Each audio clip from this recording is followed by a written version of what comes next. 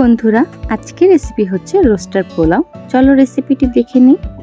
তো রেসিপিটি আমার বাবা করছে। প্রথমেই এখানে কিছু সোনালী মুরগি নিয়েছে, তারপর এটাকে ভালো করে লবণ মাখিয়ে নিচ্ছে।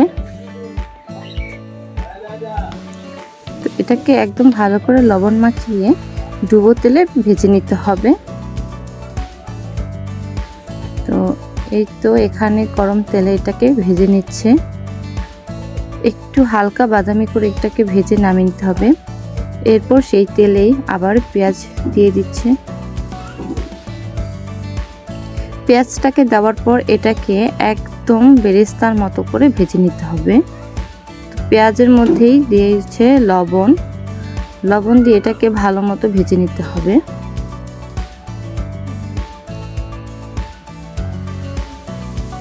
তারপর এখানে রসুন বাটা, সামান্য কাঁচা লঙ্কা বাটা দিয়ে এটাকে আবারও ভালো করে ভেজে নিতে হবে। এরপর এখানে একটি মশলা দেওয়া হবে, সেটা হচ্ছে তোমরা দোকানে রোস্টের মশলা বলে তারা দিয়ে দেবে। যেমন এখানে কাজু বাদাম, পেস্তা বাদাম, জয়ত্রী সহ অনেক রকমের মশলা মিক্স করা থাকে। তো সেই মশলাটা কিনে এনে তোমরা সামান্য একটু জল দিয়ে বেটে নিলে হবে। সেই মশলাটা দিয়ে এখানে একটু নাড়াচাড়া করে তারপর এখানে পরিমাণ মতো পানি দিয়ে দিতে হবে। পরিমাণ মতো পানি দেওয়ার পর এটাকে ভালো করে জাল করতে হবে যতক্ষণ না এটা ফুটে আসে। আর এটা ফুটে আসলে তারপর এখানে মাংসগুলো দিয়ে দিতে হবে। মাংসগুলোকে দিয়ে এটাকে 10 মিনিটের মতো আবারও জাল করে নিতে হবে। এরপর সামান্য জিরে এবং গরম মশলা দিয়ে এটাকে নামিয়ে ফেলতে হবে।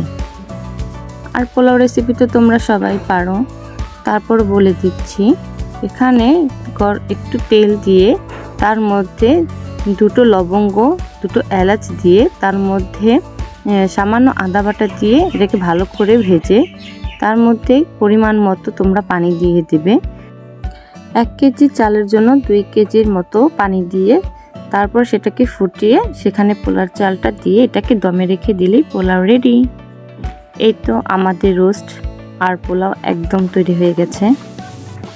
দেখতে কতটা সুন্দর লাগছে আর খেতেও অনেক টেস্টি ছিল। মাংসটা একদম নরম, অনেক সফট ছিল আর অনেক জুসি ছিল। তোমরাও এটা টেস্ট করবে।